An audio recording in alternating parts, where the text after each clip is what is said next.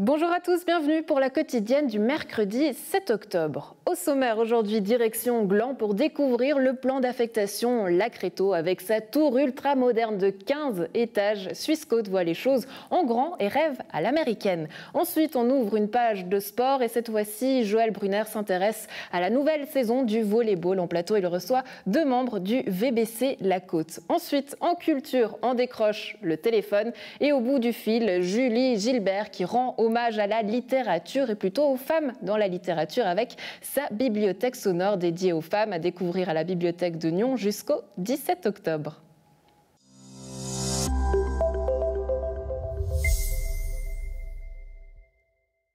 Swissquote touche les étoiles. À Gland, la société étend son site avec la construction d'un 3e bâtiment ultramoderne symbolisé par une tour de 15 étages. Mais alors, pourquoi vouloir d'un campus à l'américaine à Gland? On en parle justement en plateau avec nos invités. Marc Burki, CEO de Swissquote, bonjour. Merci d'être avec nous. Avec nous également Thierry Genoux, municipal en charge des bâtiments et de l'urbanisme pour la ville de Gland. Bonjour Thierry Genoux, merci d'être avec nous. On va commencer cette discussion avec vous, Marc Burki. Aujourd'hui, alors que beaucoup d'entreprises font le choix de quitter leurs locaux, de décentraliser leurs employés, pourquoi vous avez fait le pari inverse?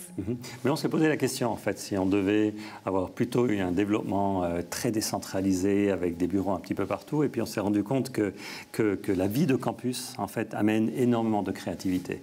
Et ça, c'est vraiment ce qui nous a motivés en fait, à développer notre siège et notre campus ici à Gland. Alors, on va parler de ces avantages d'ici quelques instants, si vous le voulez bien. Thierry Genoux, le souhait, c'était d'établir un nouveau plan d'affectation sans augmenter les droits à bâtir. Présentez-nous en quelques mots ce projet lauréat, dont on a d'ailleurs quelques images. Alors, c'est vrai qu'il faut tout de suite rentrer dans le vif du sujet en parlant vraiment du plan d'affectation. Alors, c'est vrai que les images représentent le lauréat du concours qui a été organisé par Swissquote, alors, selon leur bon sens et selon leur volonté. Ce n'est pas une obligation du tout pour une entreprise privée. Mais ce qu'il y a, c'est qu'il a fallu redistribuer ces mètres carrés constructibles, ce potentiel constructible qui actuellement se traduit en volume et dans le nouveau plan d'affectation se traduit en mètres carrés habitables et utilisables. Ouais, du volume, il y en a, surtout lorsqu'on parle de cette tour. On parle d'une tour emblématique. Pourquoi c'était important qu'elle soit finalement identifiable? C'est vrai que pour la municipalité, le jour où on était approché par l'entreprise, l'idée était véritablement de rentrer tout de suite. On a tout de suite été séduit par le projet. Simplement, il fallait quand même y mettre un peu de qualité, ce que Swissquote a tout de suite compris et voulu aussi. Donc c'est vrai que ça peut être le début d'une série qui risque de se perpétuer sur la commune. On sait que l'urbanisme est là pour densifier les terrains constructibles. Donc aller en hauteur semble inéluctable et inévitable dans les années à venir. Donc c'est vrai que ça a tout de suite plu à la municipalité. On a juste demandé que ce soit quelque chose d'architecturalement remarquable, ce qui est le cas, semble-t-il, sur le projet qui fera l'objet d'une nouvelle enquête. Ouais, une architecture extérieure qui est assez symbolique et qui représente finalement ce qu'il y a à l'intérieur. Vous me disiez en préparant cette interview que le fait de mettre le plus de gens possible au même endroit, finalement, ça a appelé à la créativité. C'est l'avantage. Oui, absolument. Mais on pourrait même se poser la question, est-ce qu'il faut encore un siège, n'est-ce pas? Parce que maintenant, on peut faire du home office, les gens peuvent travailler donc, depuis la maison. Est-ce qu'on a encore besoin d'avoir un endroit où on rassemble beaucoup de personnes et assez rapidement, on est arrivé à la conclusion que oui, parce que c'est ces petites rencontres comme ça qui se font à la cafétéria entre des gens en fait qui viennent de milieux et de professions très différents qui créent justement ce petit côté, ce petit plus en fait, cette plus-value dans notre offre de service. Et on le voit un petit côté créatif dans les images qu'on vient de voir, Manchester United, Leonardo DiCaprio, c'est ce que vous appelez dans votre entreprise. Oui, bon, c'est juste en fait c'est un espace de travail de coworking comme on dit.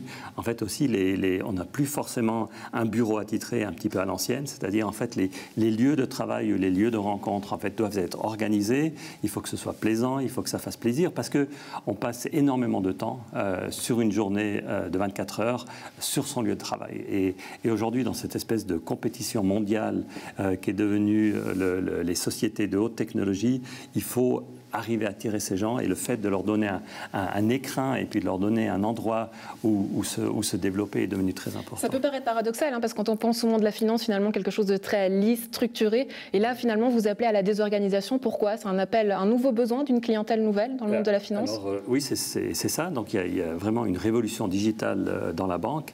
Les banques sont en train de changer énormément sous l'impulsion de gens comme nous, en fait. Nous, on est une nouvelle banque. En fait, souvent on dit on est une entreprise technologique avec une licence bancaire, ce qui est vraiment une approche très différente. Et pourquoi faire ce pari justement à Gland? Parce que vous pourriez faire le pari justement, encore une fois, d'aller à l'extérieur, à l'étranger, une entreprise à l'américaine à Gland. Ça peut paraître bizarre. Bon, d'abord, il y a d'attachement historique. Hein.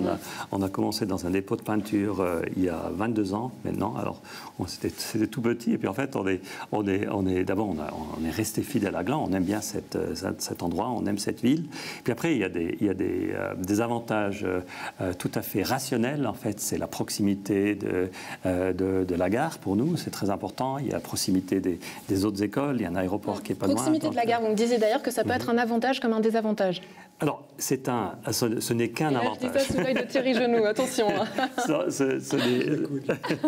Alors, ce n'est qu'un avantage parce que on a 440 places de travail pour 1500 employés. Donc, le fait d'être à proximité d'un nœud névralgique de transport, c'est très important. Mais non, tout le monde n'habite pas le long de la voie de chemin de fer. Donc, c'est clair que ces 440, du coup, en fait, qui sont donnés par les normes VSS, qui limitent justement le nombre de places de parc, peuvent être un handicap. Il va falloir qu'on fasse beaucoup d'efforts pour motiver les gens pour prendre exclusivement les transports en public. Et là, évidemment, je retourne la question municipale, puisque le trafic, on sait que c'est un gros souci sur cette avenue du Mont-Blanc.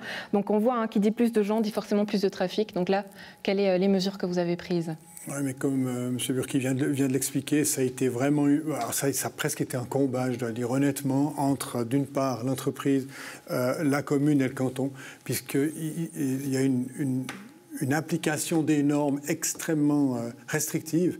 Donc on augmente de 140 places de parc pour 1000 employés supplémentaires. Ce qui fait que par rapport à l'avenue du Mont-Blanc où on a 17-18 000 véhicules jour sur la partie inférieure, 24 000 sur la partie supérieure, alors je suis presque tenté de dire que c'est négligeable. Ça va amener forcément un tout petit peu de trafic sur l'avenue du Mont-Blanc. Mais je pense que notre challenge là sera de vraiment tranquilliser le reste de la ville. Parce qu'on a des zones à des zones résidentielles où les gens habitent. Et si on arrive à concentrer tout sur l'avenue du Mont-Blanc, à mon avis, on a gagné notre pari. Mais maintenant, il y a le quartier de la Combat qui va venir, il y a d'autres activités qui vont venir. Il faudra peut-être faire des modifications de tracé, des modifications de giratoires, des modifications. C'est clair qu'on est attentif à ça. Ça fera partie du chantier, justement. Quelle est la procédure de planification ? La procédure de planification, c'est l'enquête publique du plan d'affectation actuel qui se termine le 15 octobre, donc la semaine prochaine. Pour le moment, il y a des remarques, mais on attend toujours le dernier jour pour se prononcer sur le résultat de l'enquête publique. Après, il y a toute une négociation avec les éventuelles oppositions, et ça passe après au conseil communal, et c'est mis en vigueur par le canton, le conseil d'État. Donc c'est vrai que c'est une planification qui peut prendre du temps. Premier coup de pioche. Premier coup de pioche. Possible, alors là je regarde M. Burki, mais parce que ses yeux brillent. Possible automne 2021, comme possible printemps de 22 ou automne de 22. Mais j'ai honnêtement bon espoir qu'on arrive à donner les réponses que les citoyens attendent. Marc Burki, ça vous convient ? Je dirais tant mieux, parce que c'est vrai qu'en attendant, il va falloir qu'on fasse avec les locaux à disposition, donc ça devient un petit peu serré. Et puis on sait qu'en temps de Covid, serré, c'est pas toujours très bon, alors on continue d'avoir beaucoup de home office. Et on voit vos yeux ont toujours la même étincelle, parce qu'à l'origine, vous étiez à ce projet. Aujourd'hui, de voir toute cette évolution, qu'est-ce qu'on peut vous souhaiter pour la suite ? Ce rêve à l'américaine, c'est lequel ? Alors, que la croissance continue, et on fait tout pour ça, et on a vraiment un joli projet, et j'espère qu'il va devenir un peu un icône en fait de la ville de Gland. Marc Burki, CEO de Suisse Côte, Thierry Genoux, municipal en charge de l'urbanisme. Décidément, j'ai du mal aujourd'hui. Merci beaucoup d'avoir été avec nous. Merci.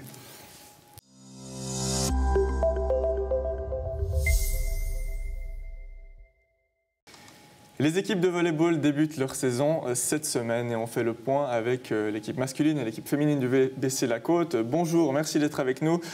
Fabienne Ditchi-Minder et Eric Payot. Eric Payot, on va commencer peut-être avec toi puisque l'équipe a joué lundi. Le premier match de championnat, comment ça s'est passé? C'était à domicile face à Orbe. Oui, alors ça s'est très bien passé. On a gagné 3-1. Le match, c'était une bonne reprise après un enchaînement avec dimanche où on a joué la Coupe Suisse. Et voilà, physiquement, c'était sympa parce qu'il fallait se remettre dans le bain. Effectivement.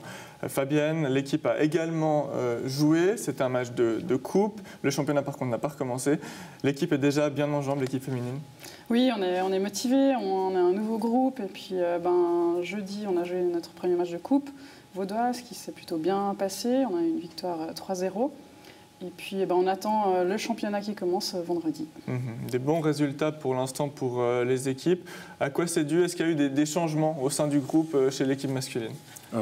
Pas grand-chose. On a eu un départ, une arrivée chez les adultes et puis on a un junior qui a rejoint l'équipe en début de saison. Donc on peut toujours dire que l'équipe mise un peu plus sur l'expérience? Voilà, tout à fait. Du côté des filles, plus de changements, je crois. Oui, on a eu 3 départs et puis 4 arrivées. Donc de nouvelles joueuses inconnues au bataillon, mais avec grand plaisir on les accueille et ça forme un joli noyau. Avec peut-être l'objectif de revenir en deuxième ligue. On sait que l'équipe fait souvent l'ascenseur. C'est quoi l'objectif pour les filles cette année? C'est le haut de classement, c'est sûr. Promotion, on ne sait pas encore, mais on va viser les 3 premières places. Du côté des hommes, l'objectif, il est, semblerait-il, le même si la promotion, c'est pas possible pour l'instant. Non, effectivement, la promotion n'est pas encore possible puisqu'on a eu une pénalité parce qu'on a retiré notre première ligue hors délai. On va entamer la 2e année de pénalité. Et puis, pour le moment, l'année, l'objectif, c'était les coupes. Voilà, c'est déjà fini pour la Coupe Suisse, malheureusement. Il nous reste la Coupe vaudoise et puis le championnat, c'est pour s'amuser et faire tourner l'équipe. Comment ça se passe au sein d'un groupe quand justement il y a autant de changements chez les filles, là, par exemple? Est-ce qu'on retrouve tout de suite la même ambiance qu'il y avait auparavant? Non, alors clairement pas, mais on essaie de construire quelque chose. Donc dans les entraînements où on essaie de faire bouger les choses, ça fait une sortie d'équipe aussi ce week-end pour créer quelque chose de nouveau. Et puis ça prend, donc c'est chouette. Belles énergies. Tu es la capitaine de l'équipe, tu as certainement un rôle particulier aussi à jouer là-dedans. Oui, j'essaye d'amener tout le monde vers le même objectif, clairement. Ouais. Du côté des hommes, voilà, on connaît un petit peu comment ça se passe avec l'expérience, comment on s'entraîne tranquillement, ou bien à l'entraînement, il y a aussi vraiment beaucoup de motivation. Comment est-ce qu'on voit la chose? À l'entraînement, l'entraîneur, c'est vrai qu'il essaye de remettre toujours de la dynamique, de faire bouger les choses, de nous sortir un peu de notre zone de confort. Et franchement, ça se passe bien.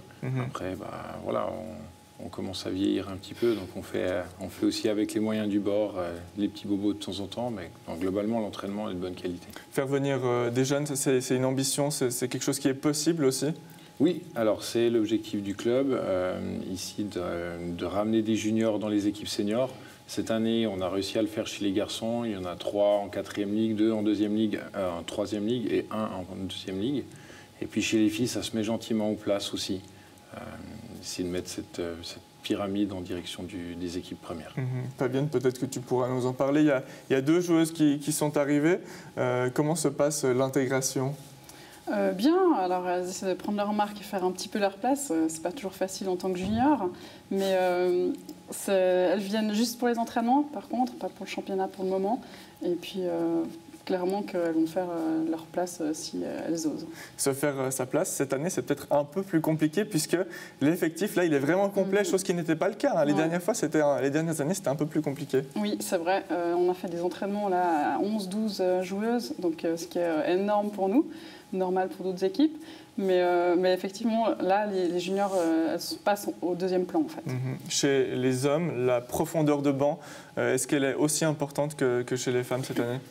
On est souvent beaucoup à l'entraînement, et puis après, en match, c'est plus compliqué, obligation familiale ou professionnelle, donc on varie entre 8 et 12 au match. Globalement, on a du banc, mais c'est vrai que s'il faut enchaîner des matchs de jours de suite, comme dimanche, lundi, on a un petit peu un tournus qui se met en place. Pour finir, on a beaucoup parlé des premières équipes, mais le club, c'est 3 équipes féminines, 3 équipes masculines, des équipes de juniors, 5 équipes de juniors, une école de volley.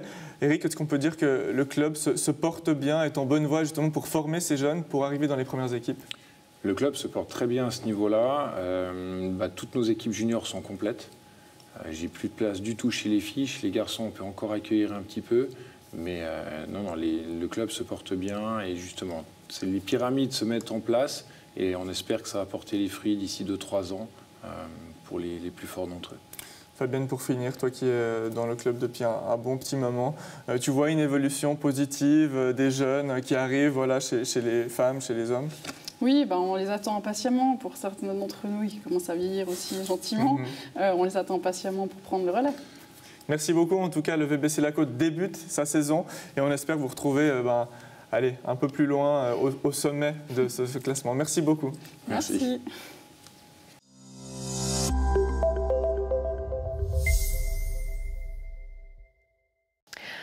Le téléphone sonne et c'est la Bibliothèque sonore des femmes par Julie Gilbert qui rend hommage à des femmes essentielles à la littérature. La Bibliothèque de Nyon accueille l'installation jusqu'au 17 octobre en partenariat avec l'usine à gaz. En plateau, l'auteur et scénariste répond à la question « Pourquoi les femmes des lettres sont-elles obstinément reléguées aux oubliettes de notre histoire ?» Julie Gilbert, bonjour, merci d'être avec nous. Alors comment ce projet est né ? Il part d'un constat. Il part d'un constat, c'est que effectivement, on connaît très mal les autrices, les écrivaines, et pourtant elles existent. On les enseigne peu à l'école, on les lit peu, et en fait, je suis partie de cette idée de me dire, et si tout d'un coup on les connaissait mieux, est-ce que notre imaginaire serait transformé ? Donc c'est pour ça que j'ai imaginé cette bibliothèque sonore des femmes avec donc sous forme d'objets de téléphone où on décroche et on aurait en direct une communication avec des femmes autrices qui ne sont plus ici actuellement, qui sont mortes. Donc Simone de Beauvoir, Virginia Woolf, etc., etc. Mais quand on dit etc., c'est qu'on a envie de dire que la liste est longue. Oui. C'est ça. Donc est-ce que c'est vraiment une idée ou vraiment c'est un fait que les femmes sont moins dans la littérature? Alors, c'est surtout dans l'histoire qu'elles sont moins dans la littérature, parce qu'aujourd'hui, il y a énormément d'écrivaines, et puis la littérature écrite par des femmes, elle est extrêmement présente aujourd'hui sur la scène littéraire. Par contre, si on regarde un petit peu du côté du passé, il y a très peu de noms, finalement, qui surgissent. Et puis même celles qu'on connaît, alors je vais justement, si je recite Simone de Beauvoir, Virginia Woolf, Olympe de Gouges, on connaît leurs noms, mais on n'a pas forcément lu leurs écrits. Et l'idée de cette bibliothèque sonore des femmes, c'était vraiment en fait d'être des passeuses, de donner envie de lire leurs livres pour tout d'un coup, en fait, avoir ce corpus de littérature dans nos imaginaires. Parce que on connaît Proust, on connaît Victor Hugo, etc. Enfin voilà, tous ces gens qui nous ont complètement nourris dans notre imaginaire. Mais si je vous pose la question et je vous dis, alors, quelles sont les femmes qui vous ont marqué en littérature, qu'est-ce que vous répondez, vous ? Virginia Woolf, Simone de Beauvoir, Colette, Marguerite. Plusieurs Marguerites. Enfin, voilà, et c'est ça, c'est que moi j'ai le sentiment qu'il y en a plusieurs, donc finalement on se marche un peu là-dessus. Mais quelle est finalement, alors du coup, on prend le contre-pied inverse, quelle est l'histoire de cette littérature féminine ? Dans quel sens ? Qu'est-ce qui fait l'histoire féminine au niveau de la littérature ? En fait, moi, ce qui m'intéresse, c'est pas forcément de dire qu'il y a une littérature féminine, parce que je trouve que là, on se remet en fait dans une niche, ça redevient tout petit. C'est simplement en fait de refaire venir les femmes dans le corpus général de littérature. Finalement, si tout d'un coup ces noms qu'on évoque deviennent véritablement des objets d'études, je veux dire à l'école, si c'est tout d'un coup des références qu'on a. En fait, moi, mon point de départ de la bibliothèque, c'est que je travaille avec beaucoup de metteurs en scène, de metteurs en scène. Et à chaque fois, je leur ai posé la question, est-ce que par rapport au nouveau spectacle que tu as fait, est-ce qu'il y a une écrivaine qui t'a vraiment influencé ? Et puis à chaque fois, on se disait, mais bien sûr, c'est évident. Et puis finalement, en réfléchissant, il y avait souvent 2-3 noms qui sortaient, par exemple Hannah Arendt, Marguerite Duras, mais très peu en fait d'écrivaines. Et donc je me suis dit, mais si on remet en fait un petit peu dans notre imaginaire ce corpus, est-ce que tout d'un coup ça transformerait nos façons de regarder le monde, de penser, de s'inscrire dans la société. Donc et là, le langage est aussi essentiel, hein, parce que vous utilisez le terme autrice. Exactement, parce que autrice, c'est un mot qui existait déjà auparavant, dans les siècles précédents, qui a été effacé à partir du XVIIe siècle. Donc je trouve intéressant de le réutiliser, puisque c'est un mot qui existait dans la langue française. Aujourd'hui, ce corpus, il ne cesse d'augmenter, donc c'est-à-dire qu'il y a peut-être plus de femmes. Vous sentez finalement une évolution ? Alors, le principe, c'est que au départ, moi, j'ai écrit les 10 premiers textes. Ce qui est vraiment spécifique à cette installation, c'est que donc, ce sont des monologues inventés, comme si on était ces autrices qui sont aujourd'hui plus là, qui sont décédées. Et donc, c'est comme si elles appelaient de l'au-delà. Donc, par exemple, on aurait Ingeborg Bachmann, donc, qui est une autrice allemande incroyable, qui appelle depuis sa mort, d'une certaine manière, pour raconter sa vie, mais aussi pour raconter surtout ce qui était important pour elle, quels étaient ses concepts, quels étaient ce qui l'a animée en fait pour écrire. Et donc ces textes, ils sont écrits par des autrices d'aujourd'hui qui choisissent elles-mêmes sur qui elles veulent écrire. Donc moi j'ai initié en fait le processus, donc j'ai écrit les 10 premiers textes et puis à partir de là j'ai commandé des textes à tout un tas d'autrices, plutôt de théâtre, parce qu'en fait, il y a vraiment cette dimension quand on décroche le téléphone, puisque vous avez fait l'expérience, c'est dynamique. Finalement, c'est le public qui va à la rencontre et qui décroche le téléphone. Là, vous appelez finalement les gens à venir, faire la démarche, faire autrement. Exactement. C'est tout d'un coup, on se retrouve devant le téléphone et on décroche et on a vraiment, peut-être, justement, une de ces autrices. Alors là, à la bibliothèque de Nyon, on a 16 téléphones, si je ne me trompe pas. Le corpus entier, il est pour l'instant de 27 téléphones. Et effectivement, là, par exemple, il y a un nouveau texte d'Hélène Bessette, qui est une autrice hyper intéressante, très peu connue, qu'on a très peu lue. Et donc là, si vous décrochez le téléphone, vous pouvez entendre Hélène Bessette qui vous parle de ce qu'elle a écrit et de sa vie. Du coup, le projet tourne depuis 2 ans. Est-ce qu'on pourrait dire que le pari est réussi lorsque on décroche et qu'on n'a plus besoin de ses téléphones ?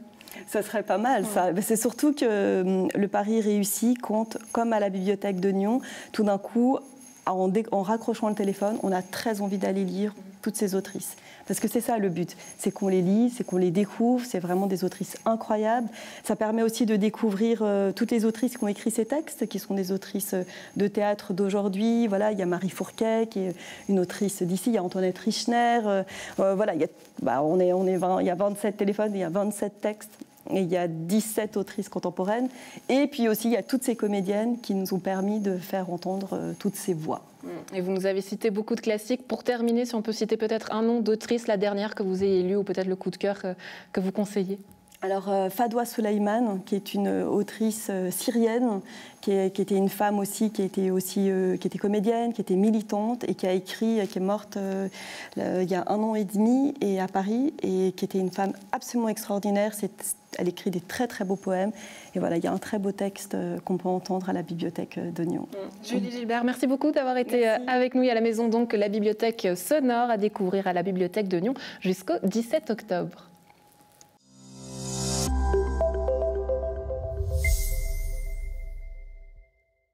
C'est tout pour cette quotidienne du 7 octobre. Un plaisir d'avoir été en votre compagnie. On se retrouve demain, peut-être avec du soleil.